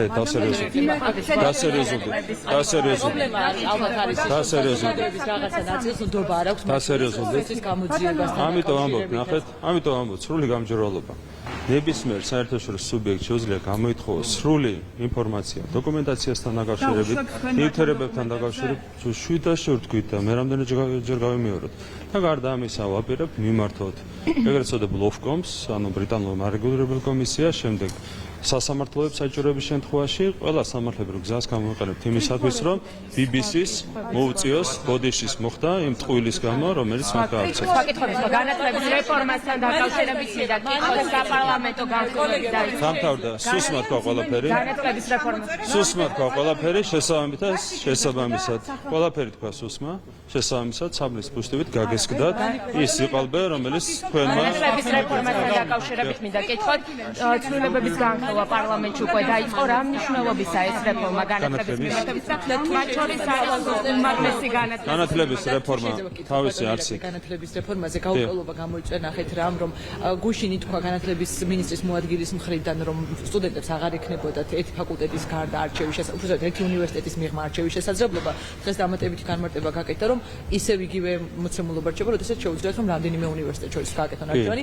ესეც რომ დავაზუსტოთ არჩევანი იქნება მე არ ვიცი რა განცხადები გააკეთა ვერ მივადევნე თვალე რაც შეეხება არჩევანს არჩევანი იქნება ძალიან ფართო არჩევანი იქნება უნივერსიტეტებს შორისაც მათ შორის სტუდენტ შეიძლება ქართულ სტუდენტს აერჩიოს კერძო უნივერსიტეტი შეუძლია აერჩიოს სახელმწიფო შეუძლია აერჩიოს სახელმწიფო და კერძო შეუძლია აერჩიოს რამდენიმე სახელმწიფო უნივერსიტეტი თქვენ მოგეხსენებათ რომ რეგიონული უნივერსიტეტების გაძლიერებაც გვინდა გარდა თბილისში უნივერსიტეტების გაძლიერების ამიტომ როგორც უნივერსიტეტების ნაწილში ისე სპეციალობების ფაკულტეტების ნაწილში სტუდენტებს ექნებათ ისეთივე ფართო არჩევანი როგორც გქონდათ აქამდე რაც შეეხება ზოგადად რეფორმას რაც შეეხება რა თქმა უნდა აქამდეც ესე იყო აბა განსაზღვროს სახელმწიფო აფინანსებს სტუდენტებს და სახელმწიფო განსაზღვროს კვოტებს ეს ყოველთვის ასე იყო ბუნებრივია ხო და მომავალშიც ასე იქნება სახელმწიფო იხდის ამ ფულს ბუნებრივია, კვოტები უნდა განისაზღვროს სახელმწიფოს მიერ. რაც შეეხება რეფორმას, ეს ძალიან კარგია. რაც შეეხება რეფორმას, ძალიან. რაც შეეხება რეფორმას, რეფორმა არის ფუნდამენტური მნიშვნელობის თავისი 7 კომპონენტით, ჩვენ განსაზღვრეთ 7 გამოწვევა. და არავითარი კრიტიკული შენიშვნა ჩვენ არ მოგვისმენია არც ერთ გამოწვევასთან დაკავშირებით. ჩვენ ვიკითხეთ, თუმცა ჩვენ ვხედავთ არასწორად ამ გამოწვევებს, 7 გამოწვევაზე რეალურად თანხდება მთელი საზოგადოება. ხო ის რომ კადრების კუთხით პრობლემებია, ის რომ ინფრასტრუქტურის კუთხით პრობლემებია, ის რომ სახელმწიფოების და სასწავლო პროგრამების კუთხით პრობლემებია, ის რომ კონცენტრაციის კუთხით პრობლემებია, ყველაფერზე თანხდება მთელი საზოგადოება. ის რომ საერთო ხარისხი არ არის დამოკმაყოფილებელი, ამაზე თანხდება მთლიანად ქართული საზოგადოება. შესაბამისად, ჩვენ გამოწვევებთან დაკავშირებით არავითარი შენიშვნა არ მოგვისმენია. რაც შეეხება პასუხს გამოწვევებზე, თითოეული პასუხი შეესატყვისება ზუსტად იმ თითოეულ გამოწვევას, რომელიც არის განსაზღვრული. შესაბამისად, ჩვენ ვერ ვისმენთ ვერავითარ საფუძვლიან კრიტიკას, გვესვის მხოლოდ სარიელი სპეკულაციები გაიხურა ეს თემა საბრის მოშლით გასა. შეკრებისა და მანიფესტაციის კანონში 880 ლიტრი, ეს არის დოკუმენტი BBC-ს, რომლის საფუძველობას დაადასტურებთ თქვენს. გაიხურა თემა. კი ბატონო, შეკრებისა და ანუ სხვა კითხვების გვაქვს და თუ 2019 წელს იყო ბატონო ირაკლი 620 ლიტრი დარჩენილი. ახლა უსიკვეუბნება რომ 880 ლიტრი ჩამოწერეს 2025 წელს. ანუ რაღაცაში ვიყენებდით და მარაგებს ავსებდით. არა, ნახეთ, იყო მარაგები. რაღაც მომენტში, როდესაც ჩაითვალა შეიძლება რომ ვადაგასული იყო კონკრეტული პროდუქტი ჩამოიწერა, ხო? ახლა 2025 წელს ნაციონალური მოძრაობის რო შეძენილი. რატო არა, გაჩერდა როდის გავიდა ვადა. გაჩერდა როდის გავიდა ვადა. ამიტომ გეუბნებით რომ ხელმოსაჯიდი არაფერი გაქვთ. გასკდა საბრის მოშლივით თქვენი გამოძიება. ვადა, ნახეთ რაღაცა შეიძლება მე არ ვიცი რამდენი აქვს ვადა. მე არ ვიცი რამდენი აქვს ვადა. მაგრამ ვადაგასული თუ იყო, შეიძლება ჩამოწერეს რა არის ამაში გასაკვირი. ბატონო ირაკლი, სხვა კითხვებზეც ვარ. შეკრებისა და მანიფესტაციის კანონში ცვლილებები შედის. შეკრებისა და მანიფესტაციის კანონში ცვლილება შედის. შინაგან საქმეთა სამინისტროს ნებართვა ხდება საჭირო წინააღმდეგ შემთხვევაში პირველ ჯერზე ადმინისტრაციული განმეორების შემთხვევაში სისხლის სამართლის კოდექსით დაიშრება რა მიზანი აქვს ამ ეს როგორ გიახ ბატონო გამოხატვის თავისუფლების მორიგ შეზღუდვა რომელიც მოყვა ამ ზოგადად როგანვა ზოგადად ნახეთ თუ ხართ ცოტა ამის გათვალისწინებით უნდა გამოხატოთ პროტესტი. თუ ხართ ბევრი, შეგიძლიათ ქუჩების გადაკეთოთ, გამზირების და ყველაფერიც, მაგრამ ვერ იძალადებს 50, 100 და თუნდაც 150 ადამიანი 4 მილიონ ადამიანს, ხო? მარტივად არის საქმე. ყველა კანონი, რომელიც იქნა მიღებული და რომელიც არის დაინიცირებული საქართველოს პარლამენტში, ეფუძნება ამ ლოგიკას, რომ 50 კაცმა არ შეიძლება იძალადოს, ან 150 კაცმა არ შეიძლება იძალადოს 4 მილიონ ადამიანს. ყველა კანონი, რომელიც დაინიცირდა თუ დაინიცირდება, ეფუძნება მარტივ ლოგიკას. ჩემზე კარგად არ გეცოდინებათ ეგ მუხლი ეს კანონი რომელიც თუმცა გაფრთხილების ვალდებულება არის გათვალისწინებული კონსტიტუციით კანონმდებლობით ყოველთვის იყო გათვალისწინებული არა მარტო ჩვენთან სხვა ქვეყნებშიც რომ შეიძლება გარემოებების გამო მიუთითოს კონკრეტულმა უწყებამ შეკრების სხვა ადგილზე ჩატარებას დაკავშირებით და ეს შემდეგ ესეც არის საერთაშორისო სტანდარტებთან თავსებადი ყველა კანონს რასაც ვიღებთ ყველა კანონს ადამიანის უფლებების სტანდარტებთან ყველა ქვეყნის სტანდარტებთან საერთაშორისო სტანდარტია რომელიც არის გაზიარებული სტრასბურგის სასამართლოს მიერ შესაბამისად ყველა კანონს რასაც ვიღებთ სწორედ სტრასბურგის პრაქტიკის გათვალისწინებით ვიღებთ სტრასბურგის გათვალისწინებით ვიღებთ საერთაშორისო პრაქტიკის გათვალისწინებით სხვანაირად ჩვენ არ მუშაობთ ბატონო 4 ოქტომბრის საქმესთან დაკავშირებით წიკავ დღესაც არ საქმესთან ჩვენ გვაწუხებს ის რომ 150 ადამიანი ძალადობს 4 მილიონ ადამიანს ჩვენ ვართ პასუხისმგებელი 4 მილიონ ჩვენ ვართ პასუხისმგებელი 4 მილიონ ჩვენ ვართ პასუხისმგებელი 4 მილიონი ადამიანის წინაშე რომ დავიცვათ მათი ინტერესები მარტივად არის 4 ოქტომბრის საქმე ამ საქმესთან დაკავებული ადამიანების სასამართლო პროცესი დღესაც იმართება მათ შორის ლევან ხაბეიშვილი კიდევ ერთხელ დაუბრუნდეთ იმ მოვლენებს რაც განვითარდა ხო 4 ოქტომბრის საქმეები თქვენ აკეთებთ ამის შესახებ განცხადებას თუნდაც მაშინ რა შეიძლება ვთქვათ რა მიზანი ჰქონდა იგივე ლევან ხაბეიშვილის მოწოდებებს და მან დღეს ასევე სასამართლოზე განაცხადა რომ შიში მოუწოდა ასე ვთქვათ საკუთარ თანამს დაწოდებს რომ შიში უნდა დაუძლიოთ ყურები უნდა გამოვიფიქროთ და შესაბამისად ეს იყო დამხობის ღიამსწელობა. პირდაპირ ასე ერქვა იმ აქციას, რომელიც ჩატარდა 4 ოქტომბერს. დამხობის აქციაში მონაწილეობა მიიღეს 3 პოლიტიკური პარტიის წარმომადგენლებმა, ექს-პრეზიდენტმა სალომე ზურაბიშვილმა და ასე შემდეგ. ამ ადამიანებმა პირდაპირ მიიღეს მონაწილეობა დამხობის აქციაში და მხოლოდ მაშინ გაემჩნდნენ დამხობის ორგანიზატორებს, როდესაც დამხობა ჩავარდა. საზოგადოებამ დაინახა ყველაფერი. აქედან გამომდინარე, რა თქმა უნდა, საზოგადოების ნდობა ამ ადამიანებს არ აქვს. 150 კაცის გამოსვლა არ არის პროტესტი. ეს არ არის ქართული ხალხის და საზოგადოების პროტესტი. ქართულ ხალხს და ქართულ საზოგადოებას პროტესტი აქვს სწორედ იმის მიმართ, რომ 150 ადამიანი ცდილობს იძალადობს 4 მილიონ ადამიანზე, ამის მიმართ აქვს პროტესტი ქართულ ხალხს. ბატონო ირაკ, რამაზე ჩავეკითხებით, თუ შეიძლება ხაბეიშვილის ნაწილზე ჩაგეკითხებით. რატომ აკრიტიკებს ახლა ოპოზიციას, ამბობს, რომ კაპუჩინოს დალევა გირჩევნიათ აქციაზე გამოსვლას, ტყუილ უბრალოდ ლაყბობთ. აი, რატომ რა პროცესია? მეც გავაკრიტიკებდი ხაბეიშვილის ადგილზე ოპოზიციას, იმიტომ რომ ხაბეიშვილი წავიდა რაღაც კონკრეტულ გეგმაზე, წავიდა რისკზე, ამაში გაყვნენ მას ოპოზიციის სხვა ლიდერები და მე მიატოვეს შუა გზაზე. ხაბეიშვილის გარეშე მეც ვიქნებოდი განაწყენებული საკუთარ ამხანაგებზე, თუმცა მადლობა ღმერთს ასეთი ამხანაგები მე არ ყავს. ეკონომიკაზე ინფრასტრუქტურა გამოაქვეყნა მონაცემები 2025 წლის მესამე კვარტალში პირდაპირ უცხოური ინვესტიციები ორჯერ არის გაზრდილი. აი, გაზრდილი მაჩვენებლები რომ შეაფასოთ უცხოური ინვესტიციები. ზოგადად თქვენ იცით, რომ ეკონომიკა სწრაფი ტემპით ვითარდება, ჩვენ წელსაც მოვახერხეთ ამ ტემპის შენარჩუნება, გასული 4 წლის განმავლობაში ზრდის საშუალო მაჩვენებელი იყო 9.8% და წელს პირველი 10 თვის მაჩვენებელი არის 7.6%. რა თქმა უნდა, პირდაპირ უცხოური ინვესტიციების ზრდაც არის ამ ტენდენციის გამოხატულება. ჩვენთვის მთავარი პრიორიტეტია ეკონომიკის განვითარება, რატომ? იმიტომ რომ ეს ნიშნავს ჩვენი მოსახლეობის სოციალური მდგომარეობის გაუმჯობესებას, ეს ნიშნავს თუნდაც საგარეო პოლიტიკაში ჩვენი პოზიციების კიდევ უფრო მეტად გამყარებას, ამიტომ განსაკუთრებულ აქცენტს ხელისუფლება აკეთებს სწორედ ეკონომიკის განვითარებაზე, ინვესტიციების მიმართულებით გვაქვს განსაკუთრებული, ასე ვთქვათ, ძალისხმევა მიმართული.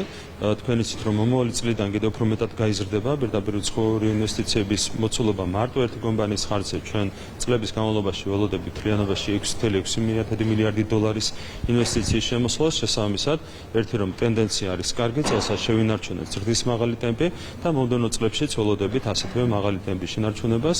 საავადმყოფო ფონდის პროგნოზი არის ის, რომ 5.1% იქნება მომდევნო წლების განმავლობაში საშუალო ზრდა, თუმცა ჩვენ იმედი გვაქვს, რომ როგორც წარსულში ვახერხებდით, ახლაც შევძლებთ ამ საპროგნოზო მაჩვენებლის გადაჭარბების შესრულებას. ჩაგეკითხებით ამით მოვჩები, რაღაც შეგაცხადოთ ინტერნეტის ელჩში ჩაიკითხავთ თუ შემოწე ხან კითხეთ. უბრალოდ ამ კუთხითაც თუ შეიძლება და საინტერესო თქვენი პოზიცია, შეიძლება ვთქვათ, რომ დიპლომატიური კორპუსის მორიგი წარმომადგენელია, რომელიც აკრიტიკებს საქართველოს ხელისუფლებას, ამ შემთხვევაში შეხვედრა იყო სტუდენტებთან, ხო? მან თქვა, რომ გრები არის გაყოფილი და საქართველოს ხელისუფლება ანტიდემოკრატიულად ძალადობს და ზეწოლას ახორციელებს სამოქალაქო სექტორზე და ოპოზიციაზე. რა შეიძლება ასე ვთქვათ, ამ განცხადების მიზანი იყოს? ეს არის თავდასხმა ქართულ ხალხზე. ეს არის თავდასხმა საქართველოს ხელისუფლებაზე, ქართული ხალხის მიერ არჩეულ ხელისუფლებაზე, რაც არის ძალიან სამწუხარო და მე მახსენდება ამ კონტექსტში ლის ტრასის სიტყვები, რომელიც პირდაპირ საუბრობდა იმაზე, რომ Deep State-მა არსებითი გავლენა მოიპოვა ბრიტანეთის ხელისუფლებას. სხვანაირად შეუძლებელია ეს ყველაფერი აიხსნა. სუვერენული, ღირსეული ბრიტანული ბიუროკრატია ასე არ მოიქცეოდა, როგორც იქცევა ბრიტანეთის ელჩი საქართველოში. ამიტომ კიდევ ერთხელ უნდა გავეხსენოთ ლის ტრასის სიტყვები, რომელიც პირდაპირ საუბრობს იმაზე, რომ Deep State-მა სუვერენიტეტი დააკარგვინა ბრიტანეთის ხელისუფლებას.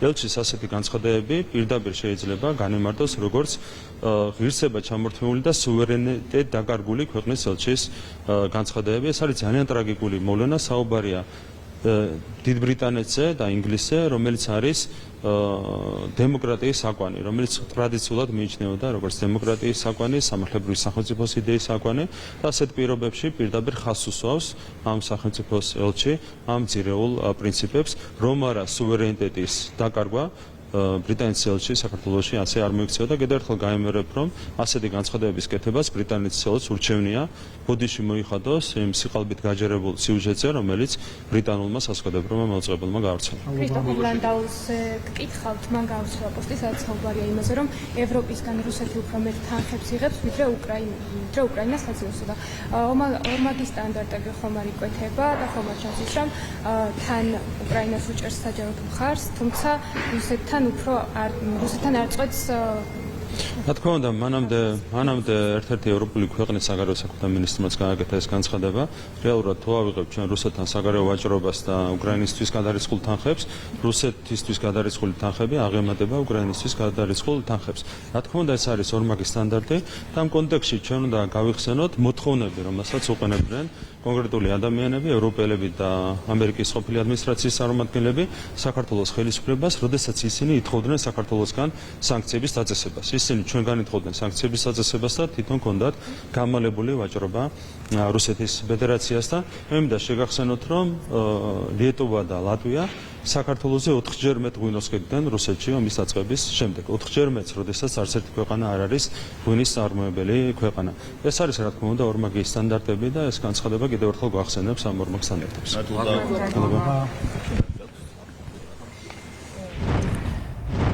პირდაპირ ეთერში ვუსმენთ პრემიერ-მინისტრ ირაკლი კოლბახიძეს.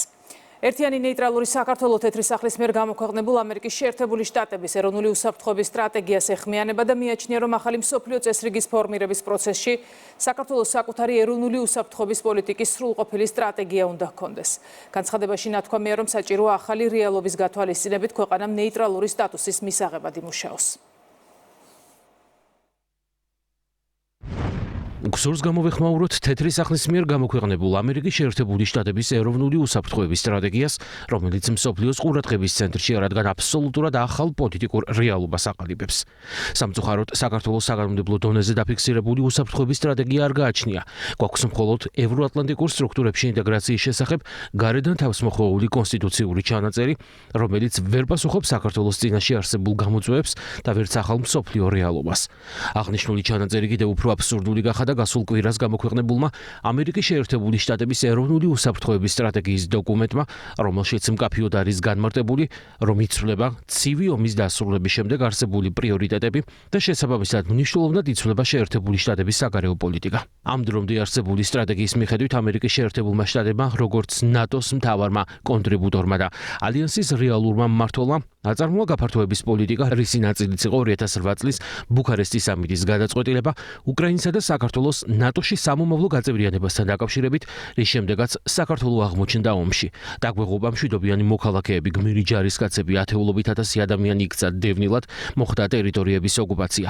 ნატოს აღმოსავლეთით გაფართოებას უკავშირდება უკრაინის დამანგრეველი ომიც, რომელიც დღემდე მიმდინარეობს. წარმოდგენილი სტრატეგიის მიხედვით ამერიკის შეერთებული შტატების საგარეო პოლიტიკის მიზნებში პრიორიტეტს ანიჭებს რუსეთთან სტრატეგიული სტაბილურობის უზრუნველყოფას და აცხადებს, რომ უნდა დაასრულდეს ნატოს როგორც მუდმივად გაფართოებადი ორგანიზაციის აღქმა, რაც ამერიკის შეერთებული შტატებს პრობლემად მიაჩნია ევროპის უსაფრთხოებისა და მომავალი განვითარებისთვის.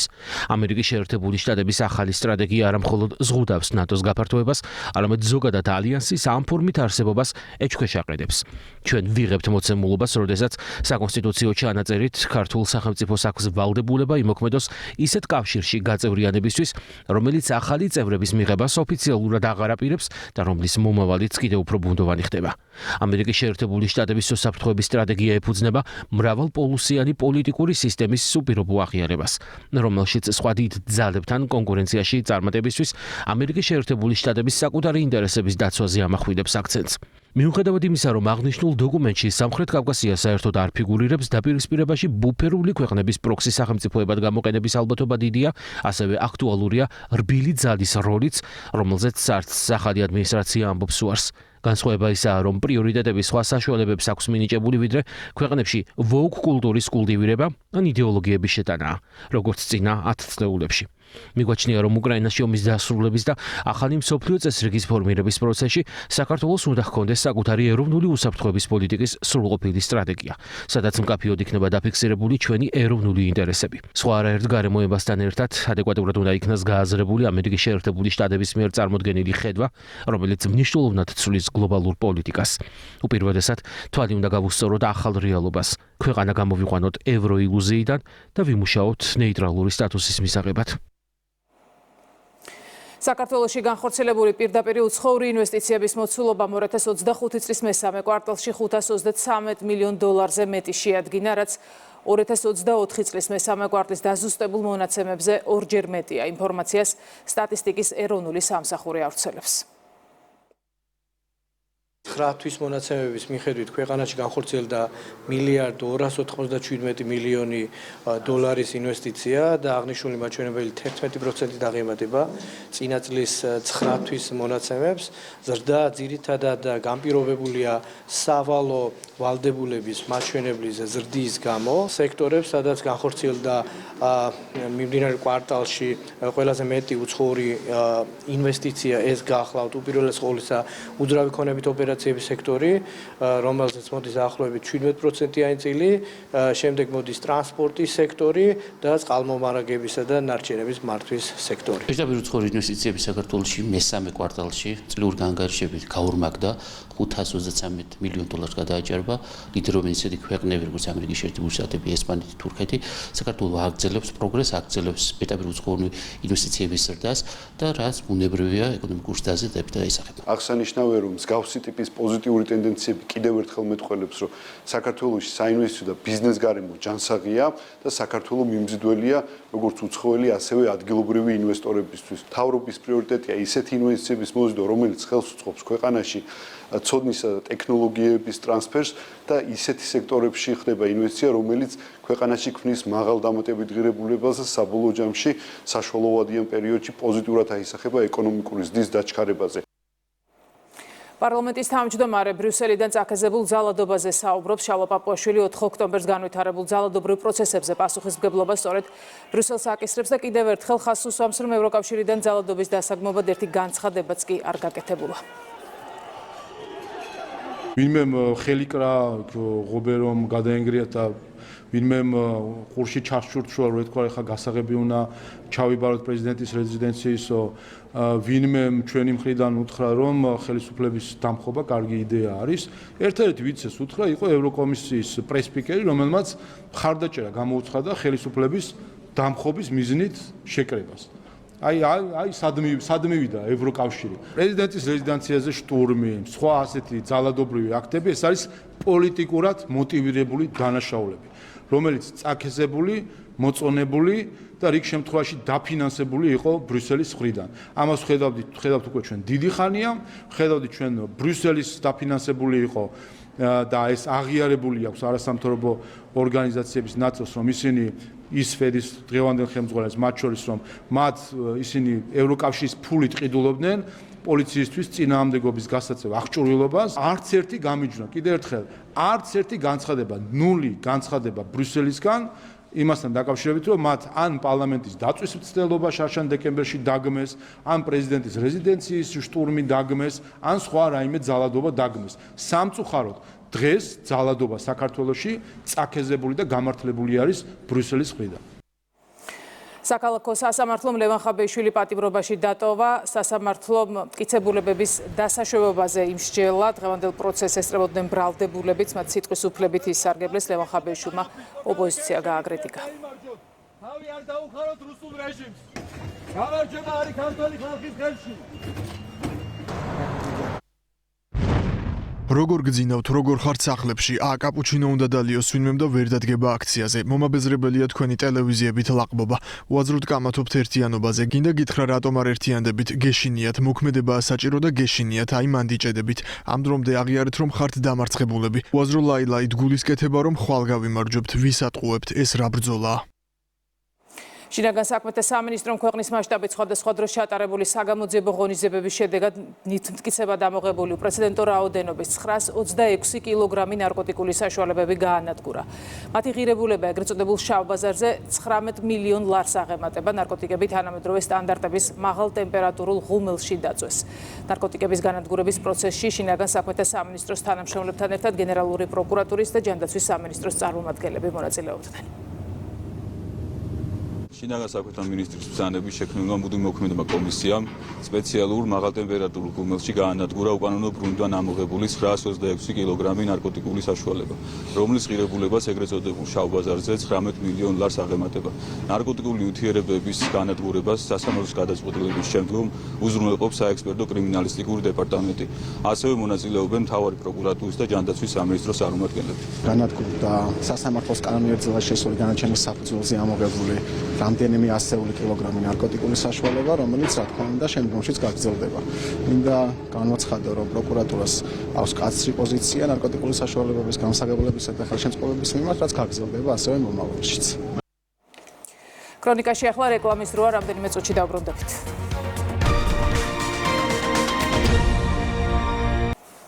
ქრონიკა 14-ზე ამით დასრულებულია, ეთერში 17 საათზე დავბრუნდებით დროებით.